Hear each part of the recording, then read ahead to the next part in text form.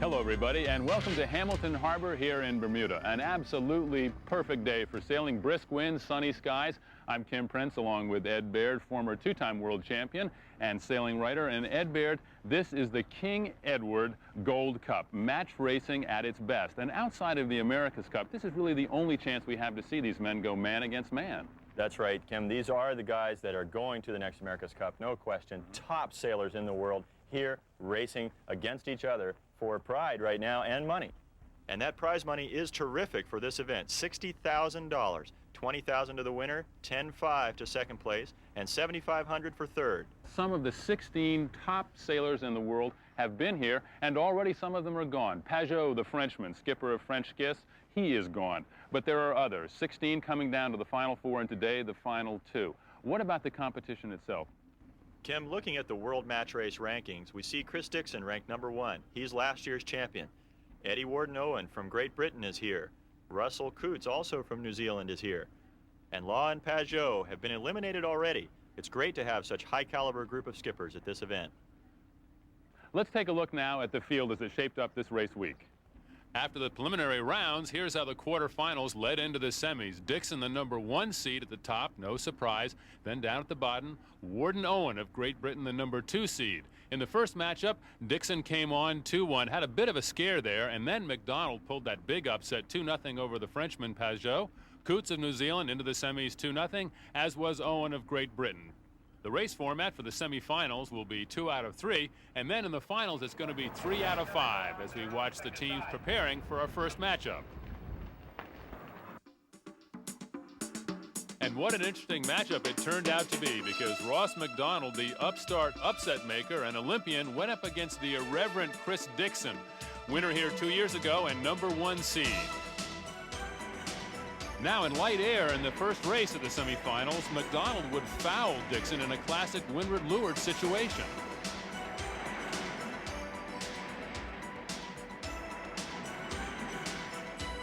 The judges ruled in Dixon's favor, forcing McDonald to do a penalty 270-degree turn. Now this allowed Dixon a handy lead, which he continued to increase throughout the remainder of the race. And then in race 2, and even lighter winds, the teams would engage in a luffing duel at the start. But as the gun went off, both Dixon and McDonald were called for being over the line early, and they were forced to restart. Dixon's experience again paid off as he cleared himself more quickly than McDonald and took another early lead. By the first mark, Dixon's lead was substantial. And over the remaining legs, he stretched it out even further. This was his second win and advanced him to the finals. Welcome back, everybody. Kim Prince along with Ed Baird on Bermuda, known to yachtsmen the world over for its hospitality and sailing traditions. It lies about 600 miles off the coast of the U.S. mainland, Cape Hatteras. The island itself is a series of islands. And in the middle of it all, Hamilton Harbor. There could not be a more perfect venue for a sailing race, because there are superb vantage points in this quaint and captivating harbor. The Goslings Regatta Center, the Princess Hotel, the Royal Bermuda Yacht Club, and then across the harbor, the Palm Reef Hotel at Salt Kettle. Kim, this course is tough since it's inside the harbor. The boats start and beat upwind on leg 1. There, they'll set spinnakers for the run of leg 2. They'll do 3 laps of this windward-leeward course and finish near mark 1. The advantage is normally to the lead boat, who can defend by staying between his competitor and their destination. But on downwind legs, if the trailing boat is close, he can steal the leader's wind and sail past. Each race should last about 30 minutes.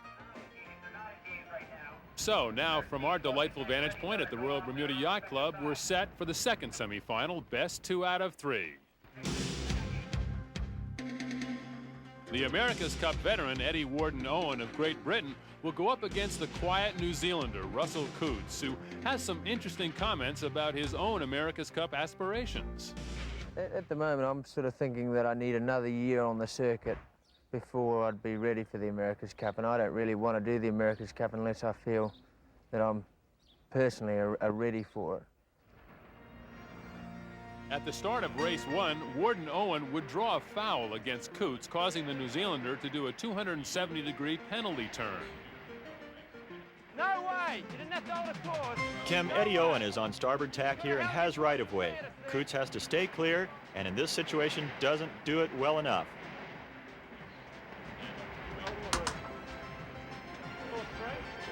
So in the first leg, light and unpredictable wind conditions favored Coots and allowed him to regain lost ground from Owen. By the time the two reached the first mark, the New Zealander had actually been able to regain the lead, a lead which he would successfully defend to the finish of race one. The pair would switch boats for race two. Owen now in the white boat, Coots in the dark. Owen shows his match racing experience here as he times his start perfectly, leaving Coots well behind at this critical time in the race. And the veteran Owen managed to maintain a good cover on Coots throughout the rest of the race. Kim, it's really difficult to catch up in light air when every maneuver costs a lot of time. And try as he might, Coots could not catch up. So as the finish line appeared, Owen ties the series 1-all. In the third and final race, the competition would be extremely tight. Owen would narrowly win the start, but would surrender his lead by the first cross when Coots, on starboard, crossed ahead of the Englishman.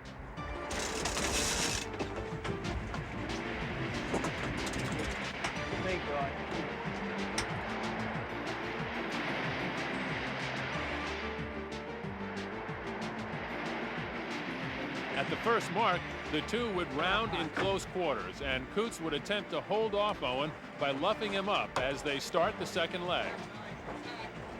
Kim, Coots tries to draw Owen into a foul, resulting in a collision between the boats. Coots, as the lured boat, has the right-of-way, so Owen must stay clear. But mark roundings are transitional periods, and the right-of-way can change quickly. Here, Coots gets called for the foul. He'll have to do turns on the next windward leg.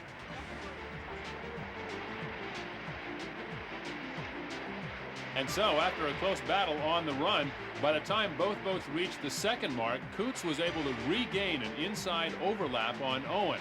This gave him rights to round the leeward mark just ahead of the competition. Okay, driving. He's mine.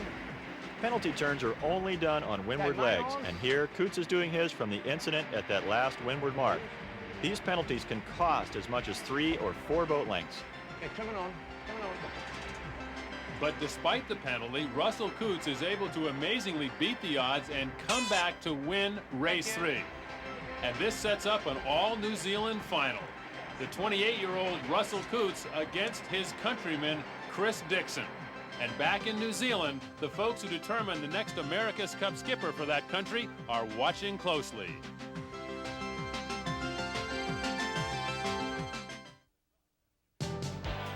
Welcome back, everybody, to the Royal Bermuda Yacht Club, home of the King Edward Gold Cup for these last 52 years. According to the Royal Bermuda Yacht Club bylaws, she is to be called Patron Her Most Gracious Majesty, Queen Elizabeth II. Well, her predecessor, Queen Victoria, gave the original patronage of this club back in 1845. And since that time, the club has been the site of numerous international racing competitions and world championships. The names that adorn the trophies in the club room here are legend in the world of sailing.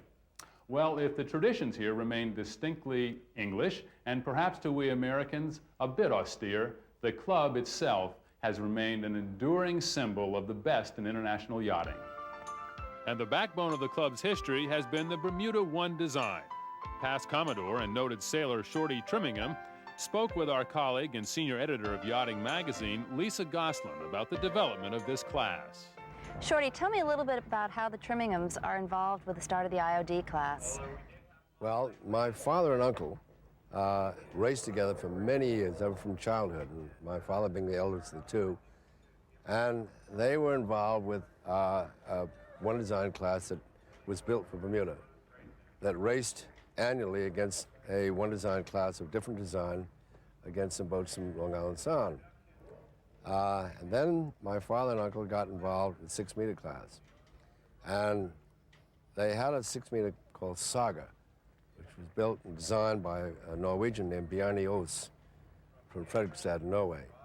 And Saga was an outstanding boat. And she so impressed Cornelia Shields from Long Island Sound, who was then nurturing the idea of a new one design class, which in those days was a strictly one design class, was relatively new. That he went to OAS and had OAS build these international one design class, and they developed classes in Scotland, England, United States, and Bermuda.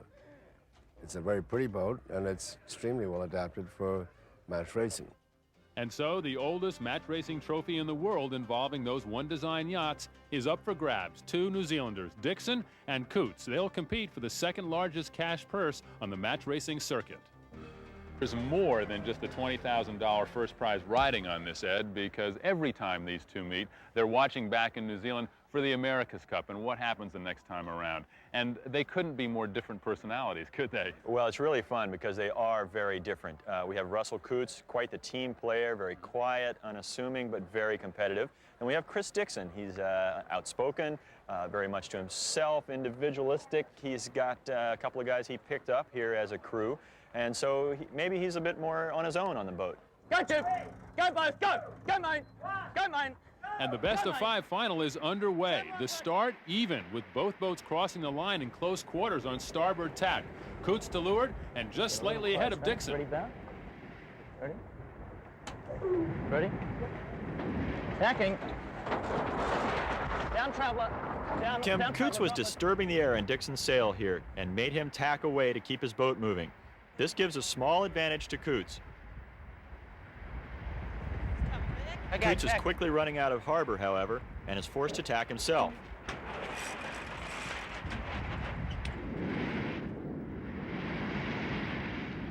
And so the first cross on the first leg, Coots and the white boat are port, Dixon and the black boat are starboard.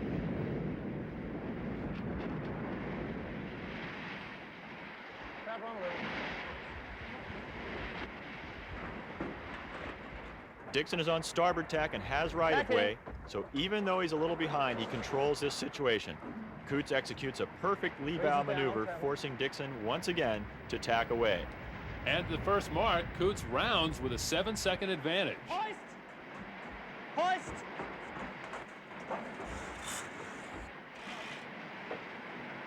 Okay, Coots has a great rounding, jibing right away to protect the inside position for the next mark rounding.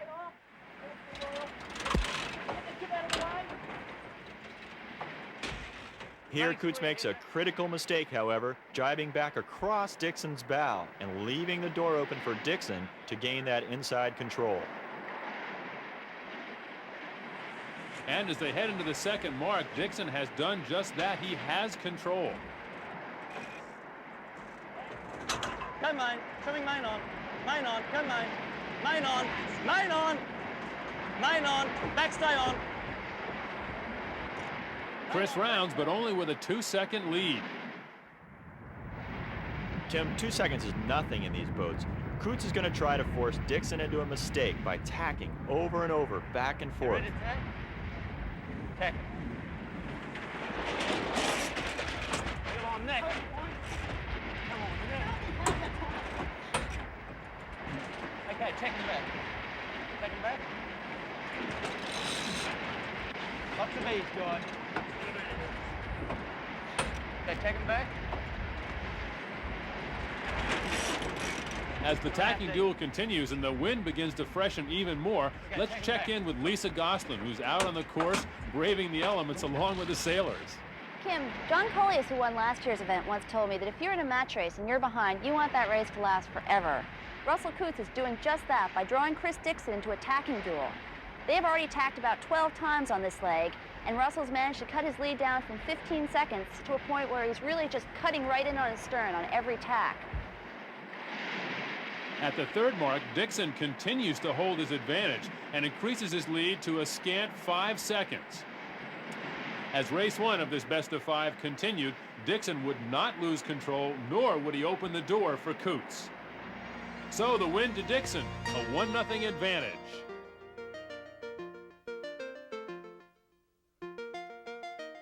When we return, a frank talk with America's Cup veteran Chris Dixon. So I think the last 2 years has been good for me to, A, to get my butt kicked in Perth, and then B, to get my butt kicked again in match racing, and then to turn around from that and come back and just put together just a more solid group, a more solid performance, and one that we hope doesn't have too many holes in it. It was the most hotly contested and well-publicized sailing event ever, and a new challenger, Chris Dixon, would lead a controversial effort from the smallest country to ever challenge in the America's Cup arena. Chris, since 1987 and the Kiwi Magic campaign down in Fremantle, we Americans haven't seen much of you. What have you been doing? Well, we finished the America's Cup in Perth and thought, well, maybe the people don't seem to matter quite as much in this yacht racing as we thought. The America's Cup is a lot about the design of the boat, the building of the boat, the technology, and the people kind of diminish a bit. And so we went out after that and tackled the world match racing circuit that we're doing now. And it's a circuit where the boats are all exactly identical. The keels are the same, the hulls, the rigs, the sails, everything is equal. So it comes down to the people on the boat. The best team of the week wins the regatta, and we feel we get a lot of self-satisfaction out of that, and that's why we're still doing it. The controversy over Kiwi Magic, the first fiberglass 12-meter, would draw international attention and debate, but there was no denying their sailing talent. We had the raw natural ability and the aggression and the talent to go out and win races, but we didn't have the experience. The Kiwis would go on to the Challenger Finals versus Dennis Conner and Stars and Stripes, only to lose 4-1, sorely disappointing New Zealand Syndicate Chairman Michael Fay. I guess with anything that doesn't win, the powers that be often feel that somebody needs to take the blame, and that was a situation that happened after the America's Cup in Perth with us, that one individual felt there needed to be blame placed where really that wasn't necessary. There was nobody's fault. Well, fault or no fault, Chris Dixon has been #1 over these past 2 years, and as we begin race number 2, Coots for the second time has taken the start and an early advantage in the first leg. He's mine. He's mine. I got it. That's good. As the two New Zealanders head for the first mark, Coots keeps his lead, and he rounds the mark with an 11-second lead. Okay, hoist! Hoist! Hoist! Come on! Hoist! Come on, lap! Oh, Kim, Chris Dixon almost broaches as he sets a spinnaker at this windward mark. Yeah, I'm right. Take the guy off me, Joe. When the boat rolls wildly like this, you have to use a lot of rudder to keep the boat going straight. That's costing Chris even more distance on Coots. Coots goes on to keep his narrow lead all the way up to the 5th leg. He's been defending that lead in classic fashion. He stays between his opponent and the approaching marks. Come on. Yeah. Now it's Dixon's turn to initiate a tacking duel, trying to force Coots into a mistake. He's mine. Okay, main on, go. Main on. And now Coots tacks to cover. Extremely tight quarters. Wow, Kim, it looks like the boats have touched here. It looks like the masts have hit. And Chris Dixon puts up the yellow flag. He's calling for a foul. Pretty sure we had master beam there. Pretty sure. Kim, it sounds like Russell thinks he's in the right-of-way. Coots was the upwind boat in this situation and must stay clear unless the downwind or leeward boat's mast is behind where the skipper sits on the windward boat. Coots should expect to have the right-of-way in this situation, having just crossed ahead. From his line of sight, it appears that he does have mast abeam and Dixon should stay clear. The judges may not have seen that lineup, however, and they rule in Dixon's favor, calling for Coots to do a penalty turn. Well, the penalty to Coots, justified or not, gave Dixon the advantage he needed to slip into the lead, a lead he would hold for the remainder of the race. So Chris Dixon leads 2 races to none over Russell Coots in this best-of-5 final. And the huge J-boat Endeavor, the America's Cup challenger from the 30s, leads an appreciative audience, an armada of Bermudian boats along the course. And we're into the pre-start for race number 3. Tight maneuvering between the start line and the islands that dot the course. Tacking, back at Joe. Hey now, he's jib. Main on. And as Coots and Dixon jockey for position, the start actually is identical to the first 2. The advantage goes to Coots. And Ed, for Russell Coots, this is a must-win situation. He's down 2 races in this best-of-5 final. Tacking. Coots makes the start work and comes out ahead at the first crossing. He has to continue to sail aggressively, avoid fouls, and not let Chris pass him like he's done in each of the previous races. Main sheet's good. Tacking. Down, Traveller. Drop it. On again a little. Along the first leg, the two exchange tacks as Dixon continues to eat away at Coots' meager lead. Dixon has to make a critical decision here, whether to tack underneath Coots and try to force him to the right side of the course, or duck him, as you see him finally doing here. The question is, will Coots make the weather mark? And given Chris Dixon's match racing skills, can Coots stay away from a foul? Well, Coots gets around the mark first here. Coots has got to turn down sharply to stay on that inside line for the next mark. Look there, it looks like Chris might have gotten inside. This could be an advantage at the next marker. Lisa Gosselin is down on the water. Let's check in with her for a report. Chris Dixon just pulled a tremendous move at that last mark rounding. He managed to nose his bow inside of Russell Coots. If he can hold that overlap, he'll have a tremendous advantage going into the next mark. Thank you, Lisa. And Dixon does maintain that advantage. And for the third time, Coots has given up the lead. Dixon's proven that he's tough to catch, but here on the last run, he's taken Dixon's wind and moved ahead almost to break the overlap. So Coots is in near perfect position to wrestle the lead. How you go on Rome? Protest! You've got room there! You've got room! Kim, another collision, the mast touching once again. He's the main! So Dixon waves the protest flag one more time. This is the fourth time it's happened to Coots since the semis. If the ruling goes against Coots, he's in a deep hole. On board Coots' boat, there's the collision, there's the impact. Kim, the outside boat has to give room for inside boats to round. When the two boats jibe here, Dixon's mast touches the outside boat, and there's the collision. And for Russell Coots, there's yet another 270-degree penalty turn. And Dixon, he increases his lead. But as they beat to windward on the last leg, Coots would come back hard with some savvy sailing and narrow Dixon's lead. We had seen it before, Coots coming from behind to regain the lead, but this time he would simply run out of race course. And so Chris Dixon, for the third consecutive race, crosses the finish line first. He is the winner. All right! You guys are hot! Thank you. For the second time in 3 years, this young New Zealander is the champion of the King Edward VII Gold Cup. And a princely sum, $20,000, goes to the winner. Not bad for second place, 10-5 there. Bragging rights, however, stay with Dixon back in New Zealand.